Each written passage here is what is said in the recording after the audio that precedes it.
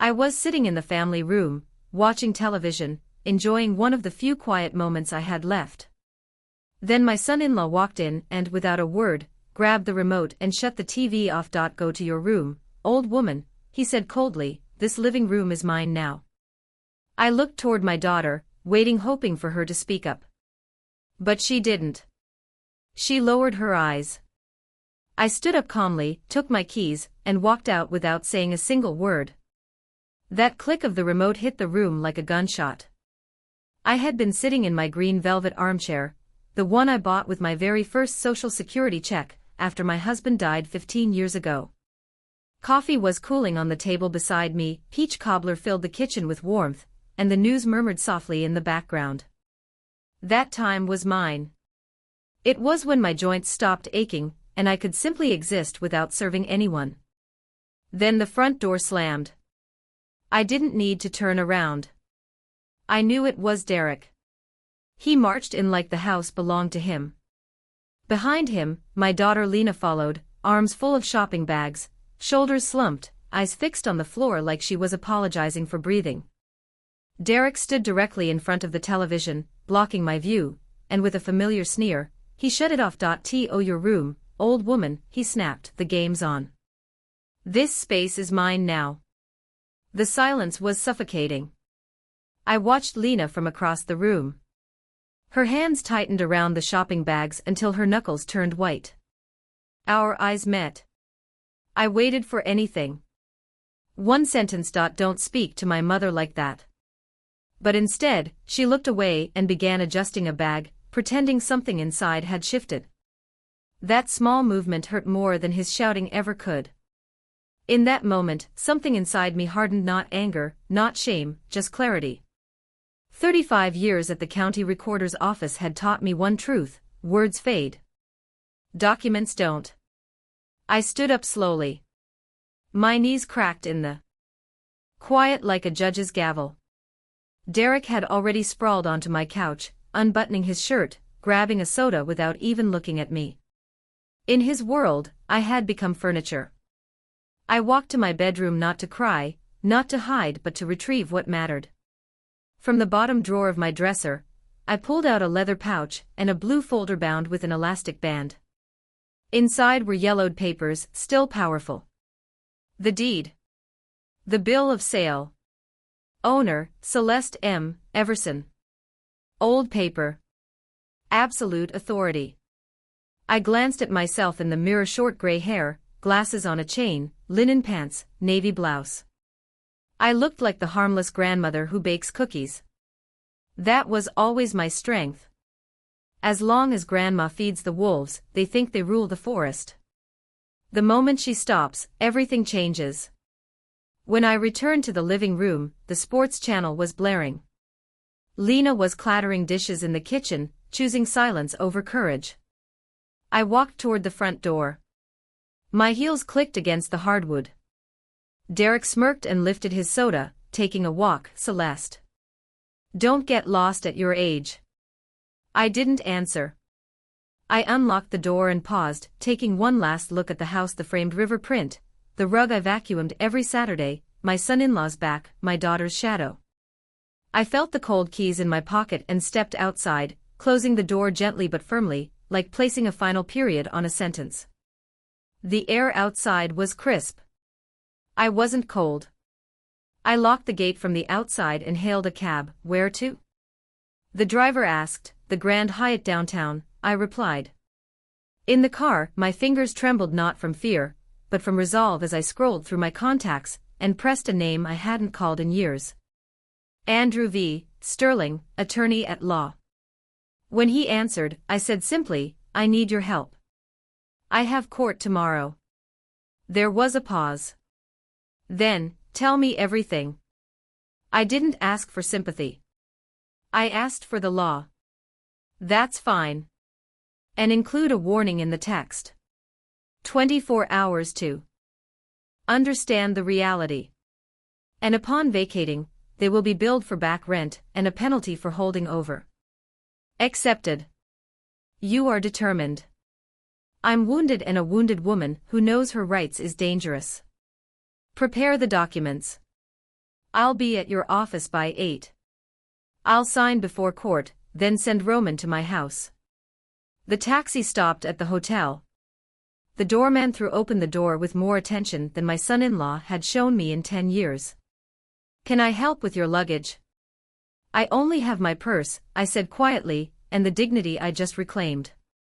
The room greeted me with the scent of lavender and clean corners. A large TV was opposite the bed.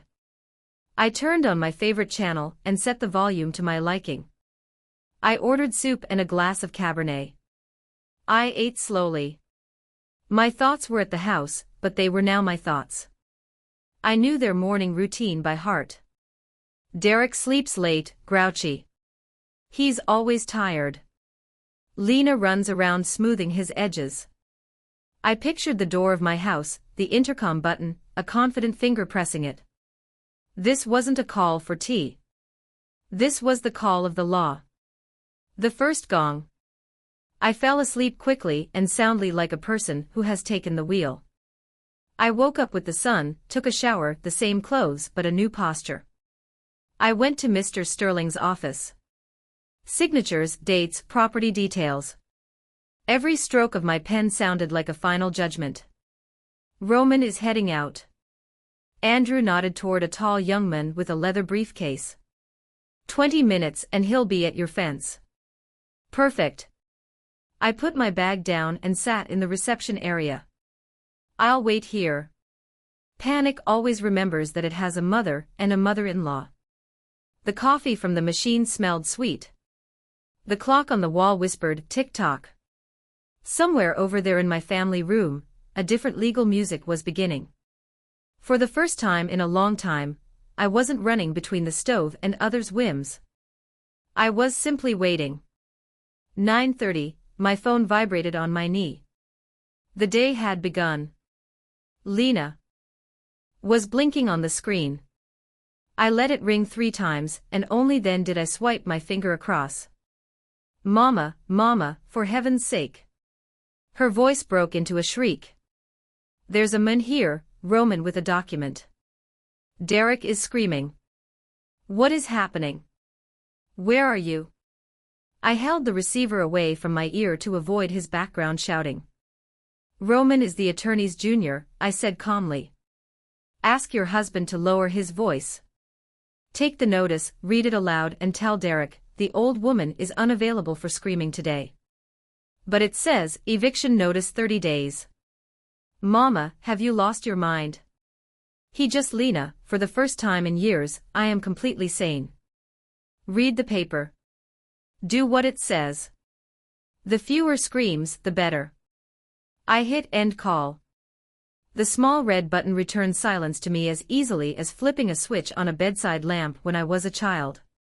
The office door opened slightly. Andrew V. Sterling peeked over his glasses. Daughter. I nodded. The show has opened on schedule. Roman served the papers.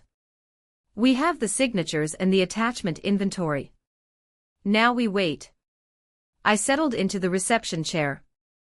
The vending machine coffee smelled like caramel. The clock on the wall whispered tick-tock. I looked at the hands but wasn't thinking of time.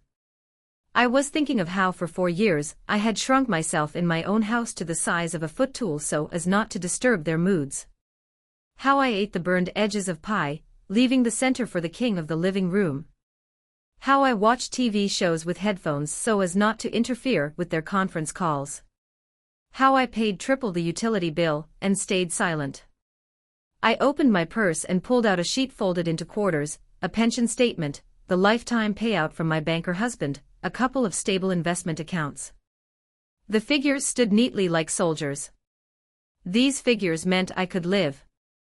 These figures meant I didn't have to gravel. Next, a print out of transfers, the down payment for their black crossover, a gift for the young. Was blinking on the screen. I let it ring 3 times, and only then did I swipe my finger across. Mama, Mama, for heaven's sake. Her voice broke into a shriek. There's a man here, Roman with a document. Derek is screaming. What is happening? Where are you? I held the receiver away from my ear to avoid his background shouting. Roman is the attorney's junior, I said calmly. Ask your husband to lower his voice. Take the notice, read it aloud and tell Derek, the old woman is unavailable for screaming today. But it says, eviction notice 30 days. Mama, have you lost your mind? He just Lena, for the first time in years, I am completely sane. Read the paper. Do what it says. The fewer screams, the better. I hit end call. The small red button returned silence to me as easily as flipping a switch on a bedside lamp when I was a child. The office door opened slightly. Andrew V. Sterling peeked over his glasses. Daughter. I nodded. The show has opened on schedule. Roman served the papers. We have the signatures and the attachment inventory. Now we wait. I settled into the reception chair. The vending machine coffee smelled like caramel. The clock on the wall whispered tick-tock. I looked at the hands but wasn't thinking of time. I was thinking of how for 4 years I had shrunk myself in my own house to the size of a footstool so as not to disturb their moods. How I ate the burned edges of pie, leaving the center for the king of the living room. How I watched TV shows with headphones so as not to interfere with their conference calls. How I paid triple the utility bill and stayed silent. I opened my purse and pulled out a sheet folded into quarters, a pension statement, the lifetime payout from my banker husband, a couple of stable investment accounts. The figures stood neatly like soldiers. These figures meant I could live. These figures meant I didn't have to gravel. Next, a print-out of transfers, the down payment for their black crossover, a gift for the young couple, temporary top-ups when their car payment almost bounced. The purpose of the payment, family support. My hand sometimes shook, but the signature was straight as a ruler. The habit of paperwork. The phone shuddered again. Lena. I flipped it face down. Then a text message from Derek arrived. Come home. Let's talk. No, Mom, please. No. I flicked the notifications away like crumbs from a table. Andrew V. Sterling walked into the hall. Tay. He offered. I want something else, I replied. I need to turn off the utilities. Which ones? Everything in my name. The fiber optic internet, the cable with the sports package, the landline, and the supplementary card Lena uses for groceries. Not to cancel but to suspend. I can reactivate them when the house is mine alone again. He smirked. That will be felt. Yesterday was painful, I said. Today is merely felt. They are different things. I took a small notebook from my purse. On a clean page appeared a simple plan. Step 1, legal completed. Paper served. Deadlines and consequences outlined. Step 2, financial. Turn off the taps. Let the king of the living room learn the price of his kingdom. Step 3, silence. No scandals, no justifications, only facts. The phone vibrated again. I glanced at it. Lena was typing long, frantic messages. He's furious. We've been shamed. People were watching. Where are you? Let's talk. I put the phone down and said nothing. Today my nothing was the answer. Is there a decent clothing store nearby? I asked, putting the notebook away. The Gallery Mall is 2 blocks away. Andrew V. Sterling said. What are you planning? I am dressed like a grandma, I said, meeting his eyes. And I am going to set boundaries. I need a uniform. You are dangerous when you are calm. Now, he said it without smiling. I'm just returning to myself, I replied, taking my purse and heading for the door. Outside, it was bright and dry. I walked quickly, not looking back. The windows reflected me. Floor in a quiet restaurant, I ordered a mushroom risotto and a glass of dry white wine. I placed my phone next to me face down. Spoon, fork, breathe. For the first time in a long time, I wasn't eating stealthily or on the run. 10 minutes later, my palm felt a short vibration. A text message from the bank. Transaction declined. $85. Butcher shop. Prime ribeye. I smiled. A short, unsentimental smile. Almost immediately, another message flashed. The cards aren't working. Call the bank. We are at the register. Derek's number. I calmly dialed the response. It's not a malfunction. It's a freeze. The credit and the trust both expired yesterday along with your game. I put the phone face down and finished my risotto slowly, tasting every grain. I paid the check with my card. I passed through easily, like walking through the door of my own house. At the exit, I bought a bottle of water, caught a cab, and returned to the Grand Hyatt.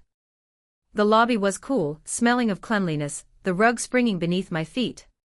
In the room, I slipped off my new shoes, placed the keys on the nightstand. The familiar metallic jingle answered with calmness inside me. I turned on the TV to a music channel and slept for an hour. My body took what it needed. I woke to the clear ring of the landline. That sound rarely means nothing.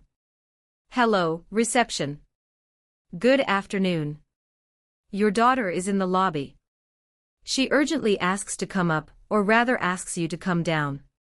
She says it's urgent. I looked at the clock.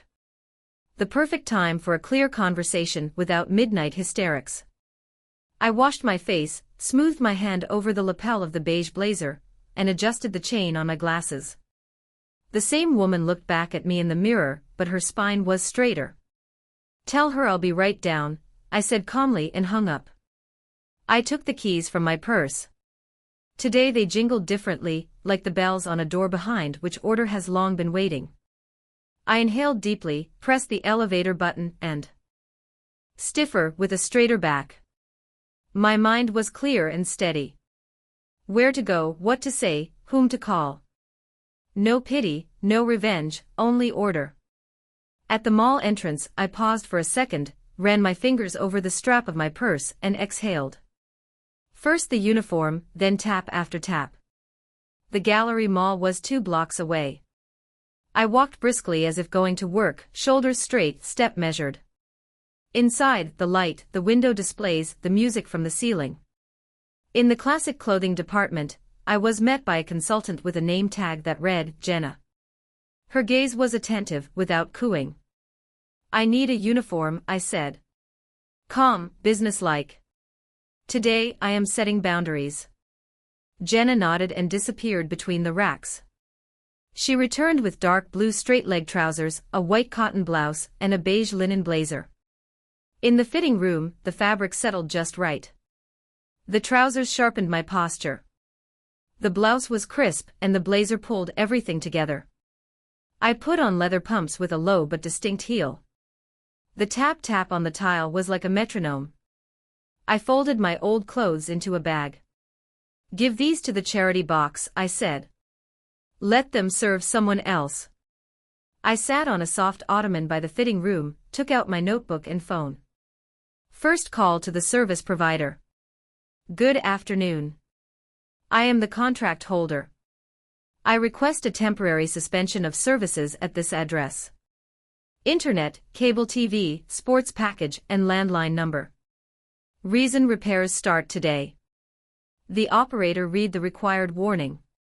The signal would be disconnected within 2 hours. Discounted monthly fee confirmed. Second call to the bank. I am the primary account holder. I request you block the supplementary card in Lena Everson's name. Reason security. Please lower the online limits and keep SMS alerts only on my number. Done. A voice replied. The changes are now in effect. I hung up. My stomach growled, not from hunger, but from the adrenaline slowly dissipating. On the second. Stepped inside. Lena was waiting for me downstairs, and not just her. The elevator doors slid open softly.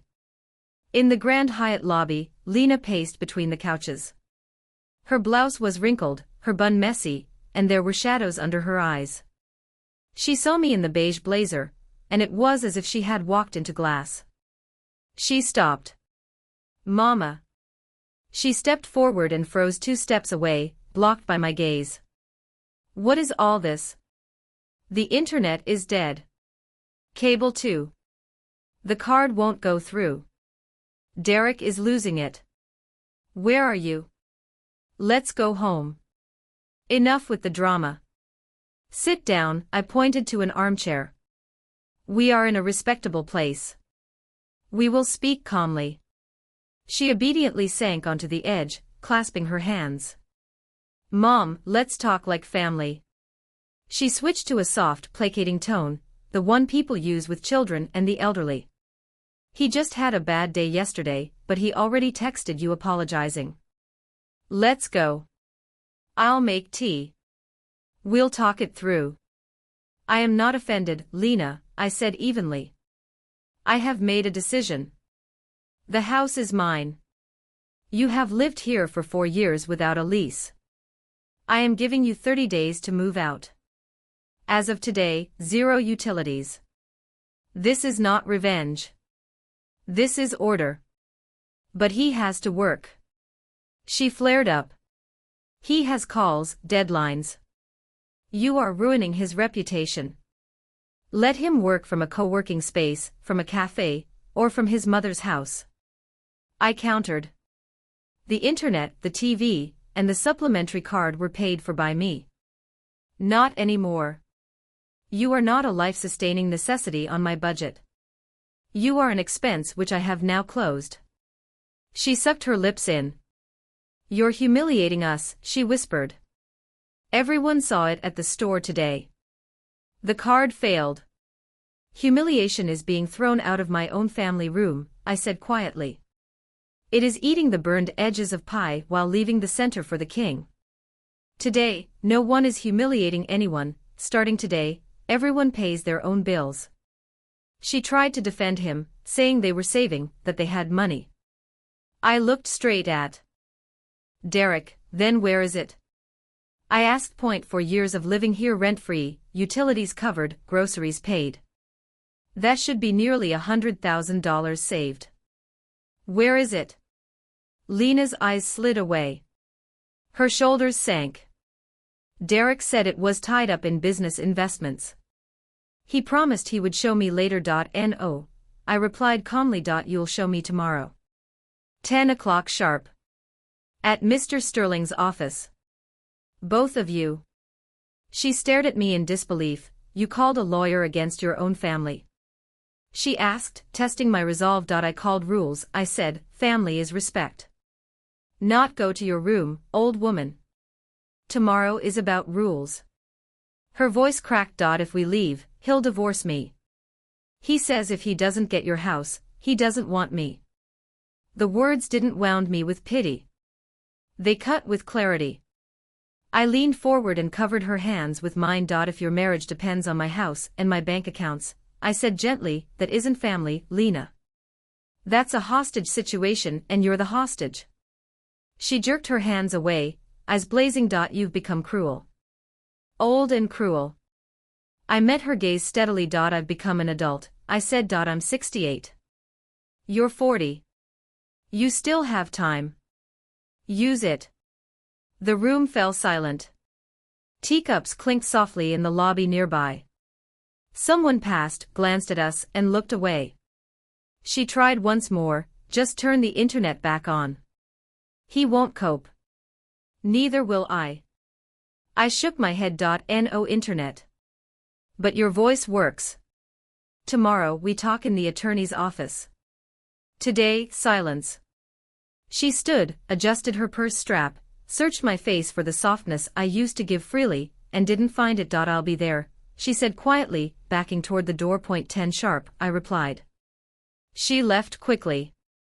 Only then did my breath finally steady. Not weakness, just order returning. Back in my room, I opened my laptop. A message from Andrew V. Sterling blinked on the screen, notice served. Derek's corporate lawyers confirmed receipt. He's been pressuring you by email. Director copied. Reprimand. Likely. Negotiations tomorrow at 10. I closed the laptop. Haste is the sister of fear. The king of the living room was already panicking. I opened my phone and disabled the family location app, the one Derek had insisted on for my safety. Access denied. My dot belonged to me again. I spilled my keys onto the nightstand. The clean metallic sound felt like reclaiming a password. The next morning, the conference room was cold with air conditioning. I took the seat at the head of the table. To my right sat Andrew V. Sterling, folders aligned, pen squared perfectly. On the table, my ID, the deed, and the notice of termination. My armor was simple: a beige blazer, a steady gaze, and paper. The door clicked. They're here, the paralegal whispered. Derek entered first. The arrogance was gone. His shirt was wrinkled, tie loose, dark circles under his eyes. Lena followed, clutching her purse, eyes downcast. Please be seated, Andrew said, his voice firm as a gavel. Derek snapped back immediately, enough with the show. We've lived there 4 years. We have rights. I let the silence hang, then spoke calmly. That's exactly why we're here. The house is mine. You live there by goodwill. That goodwill is terminated. You have 30 days. He sputtered about adverse possession, words tumbling over each other. I smiled faintly. I worked in property law for 35 years. Adverse possession applies when the owner doesn't live there, doesn't pay, and doesn't object. I live there. I pay. And I object. You're not owners. You're loud, temporary users. Andrew confirmed it smoothly. Notice is proper. Upon expiration, eviction proceedings and recovery of fair market rent will begin. Derek exploded. Illegal, emotional distress, lawsuits. Andrew didn't blink. Internet is not a life-sustaining utility. Pay for it yourself. Derek turned to Lena, desperate. Tell her. She's destroying our family. Lena froze. I slid a folder toward her. Let the paper speak. I laid out the truth: no savings, no condo fund, loan defaults, margin calls. Derek tried to grab the documents, but Andrew stopped him. Lena read. Her hands shook. Her breath caught. One tear fell, not pity, but realization. 0, she whispered, less than 0. I nodded. There were no savings. Just bets, expensive dinners, imported beer. All charged to my card. Derek shouted that he would have recovered it, that the market was turning. I raised an eyebrow. And that's why you needed my living room. To lose louder and to send me to my room in the process. He clenched his fists. The anger in his eyes was undercut by fear. I'm your son-in-law, he forced out. Family is supposed to help. Family is respect and boundaries. I said you offered neither, and you will receive neither. I stood up. That movement was enough to make everyone straighten. Terms, I stated, clipping my words. 30 days to move out. The internet, cable, and supplementary cards will not be returned. If I hear screaming when I visit to collect my winter clothes, I will immediately call the police and file a report for threats. We'll see how job recruiters feel about that on top of your corporate reprimand. Derek slumped in his chair, as if his internal bolts had been unscrewed. Lena covered her face with her hands. The horror of the air conditioning became audible. And one more thing, I turned to my daughter. This is your choice. Over these 30 days, you decide whether you continue to drown with a man who lied and dragged you down, or whether you swim to the surface.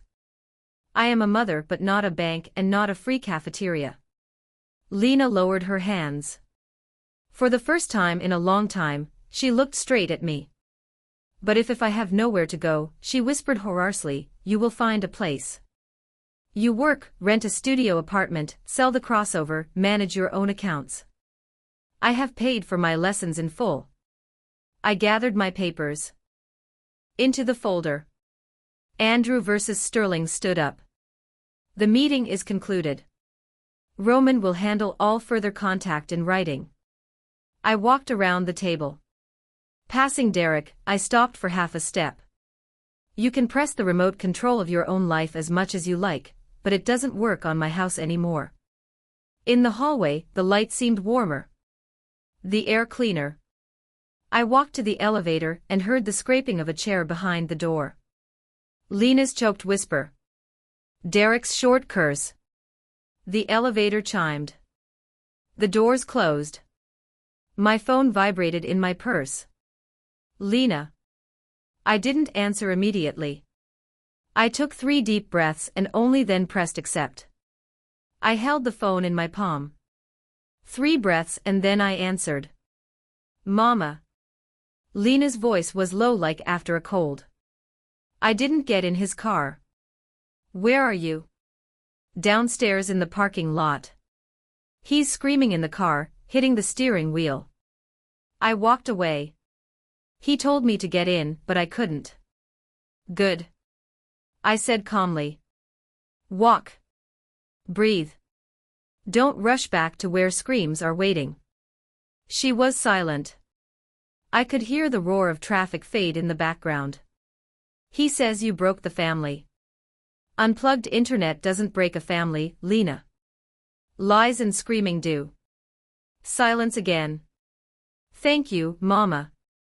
Barely audible. It hurts, but I can see.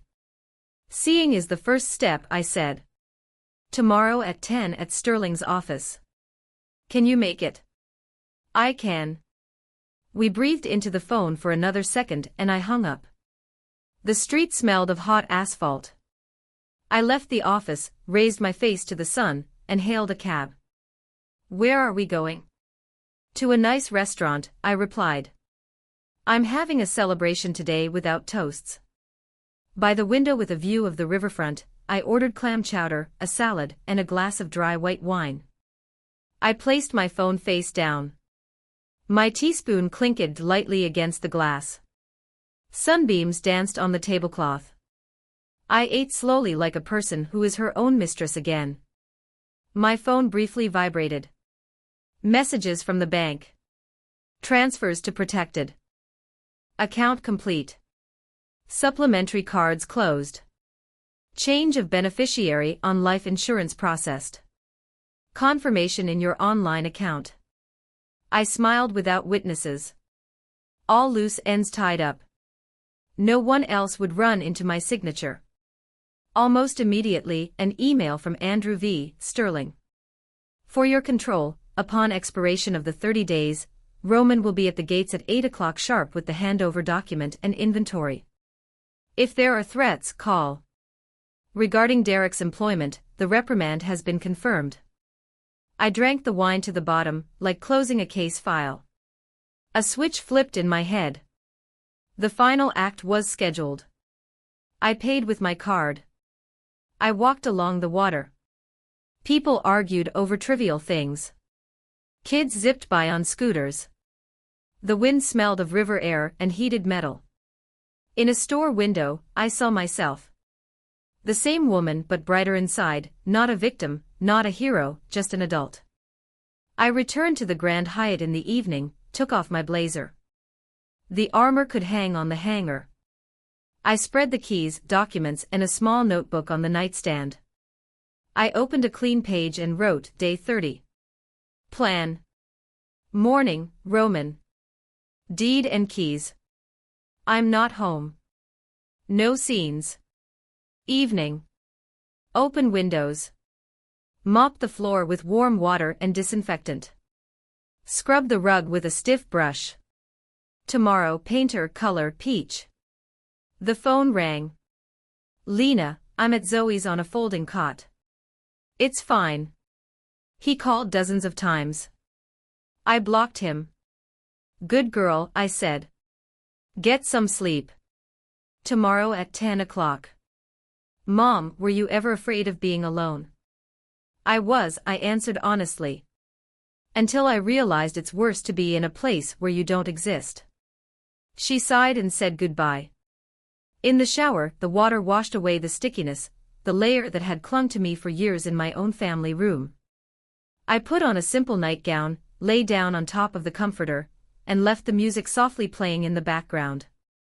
The room settled into an honest silence, the kind where you can hear your own breathing. The next morning, I went down to the cafe. Oatmeal. Coffee. Water. A man nearby frowned at the news on his phone. In my life, the headlines had already passed. Before leaving, I stopped by Andrew Sterling's office to sign the final papers. Everything was clean. Precise. Done, keep going, Celeste, he said, this is the right move. I'm just doing what's mine, I replied. Outside, the sun felt warm on my face. I went to the salon. I wanted my hair to match my spine. The stylist trimmed the tired ends. The gray didn't hide anymore, it gleamed like silver. In the mirror, it was the same face, but the gaze had changed. It was no longer waiting for permission. At a red light, I smiled. Life is simple when rules are followed on the road and at home. My phone buzzed. Roman confirmed, day 30. 8 o'clock sharp. That evening, I returned to the hotel, cracked the window just enough for city noise, and laid the keys on the nightstand. Tomorrow the house would change, not with shouting, but with a moving truck. On day 30, I woke without an alarm. The light through the window looked like a blank page waiting for a signature. I left the city and went to a spa. I would not be home today. Roman called, the truck has arrived. We're proceeding. Steam. Water. Herbal tea. I thought of only one thing, tonight, I'll open the windows and wash the floors. At 12:30, the message came. They're gone. No anger. No joy. Just fact. That afternoon, I bought gloves, a mop, and cleaning supplies. Called a painter. Peach walls. One-day job. At the gate, the key turned easily like the house itself exhaled. Inside, the room was empty. Marks on the floor. Holes in the walls. Heavy air. I opened every window. The draft carried out what didn't belong. I cleaned slowly. Purposefully. Moved pictures to where I wanted them. Washed the floor twice. By evening, the silence wasn't empty. It was golden. Then the doorbell rang. Come in, Lena, I said, the coffee's fresh. She looked around. It's quiet. Warm. It's Peach, I nodded. She told me about her small apartment. Her job. The divorce papers. That's the right path. I said. It will hurt, then it will settle. He says you broke up the family, she whispered. No, she corrected herself softly. You just stopped feeding the lie. Before leaving, she asked, can I come as a guest? Just tea. The door is open for guests, I said. It's closed for tenants. That night, I opened my notebook and wrote, Wednesday, 4 p.m. tea with neighbors. Topic, wills, passwords, separate accounts. My phone buzzed again. Another woman. Another son. Another house at risk. Come at 4, I typed, the kettle is ready. The house was clean. Warm. And finally, it had a purpose. Tomorrow, the doorbell would ring again. Not for chaos. For beginnings. On the folder cover, I wrote in large pencil letters, Wednesday 4 p.m. The house smelled of peach cobbler and fresh paint. The peach walls seemed warmer than usual in the soft sunlight. Not a show but order. The bell rang briefly. Zoe arrived first, then Olga, and almost immediately they ushered in Betty, hunched over with red eyes. My son is rushing me to sign the house over to him, she said from the doorway. Investment, Mama. I'll buy you a better one later. I'm scared to refuse, afraid he'll be angry. Sit down. I poured the tea. Let's start simply. Gifting the house is forever. You can't take it back. If you want to leave something to someone, write a will. As long as you are alive, the property remains yours. For a last resort, we can discuss a life estate, but that's careful work. No rushing. Zoe nodded. And don't give passwords to anyone. Not to the kids, not to the grandkids for their games. Exactly. I slid a sheet of paper toward Betty. Here is a phrase for you to start the conversation. I am not ready to change the owner of the property. To think about it, yes. To sign. No. Your son will push. Repeat the phrase word for word. If he starts yelling, leave the room. Close the door. You. Only sign papers when your head is calm. Olga snickered. Next, you'll be giving her the lawyer's number. I will. I nodded. It's Roman, Andrew V., Sterling's associate. He doesn't yell, and he reads the fine print quickly. But it's best not to sign anything on emotion, or on weekends when the county office is closed. We sat and wrote down short bullet points. Will instead of a gift deed, separate accounts, a receipt for every penny borrowed, prohibition on shared passwords, a power of attorney only limited, and with an end date. I showed them where to find the owner's name on their property tax records. And I explained that staying with mom for a year turns into a lifestyle, after 4 years, if you don't call things by their names. Betty initially flinched at every word no, but by the end she straightened up and asked for more tea. Girls, I feel lighter, she said. I'm going home today not to cry, but to talk. We're here every Wednesday, Zoe replied. At 4. Your tea, your questions. They left differently than they had come, not quieter, but more assured. I washed the cups, wiped the table, and threw open the windows. The garden smelled of wet grass. The house felt light. Lena stopped by at 8. She knocked like a guest. Can I come in? Tea's still warm. She took off her jacket, walked over to the peach wall, and ran her hand over the paint. It's beautiful, she said quietly. Warm. A house should be warm. Everything else is extra. We sat down. She held the mug with both hands, taking the warmth. I was at the lawyer's, she said, looking straight ahead. The divorce is progressing. Full-time work is steady. I don't want supplementary cards for milk anymore. I pay myself. But sometimes can I come over as a guest? No keys, no staying over, just tea and conversation. That's exactly what you should do, I replied. The door is open for guests. For tenants, it's permanently closed. That's not cruelty. It's a rule. She nodded, thought for a moment, then smiled slightly. You know what? I miss your no. I spent my whole life learning your yes. And now I'm learning your second word. The no is not about offense. I said it's about boundaries. Yours, mine. Any adults. We sat in silence. In the kitchen, the clock ticked softly. Outside the wind sighed, swaying the rowan tree. Lena stood up. Thank you, Mama, she said, hugging me briefly like an adult. If you hadn't turned off the utilities that day, I never would have heard myself. Hearing yourself is adult life, I replied. Go on.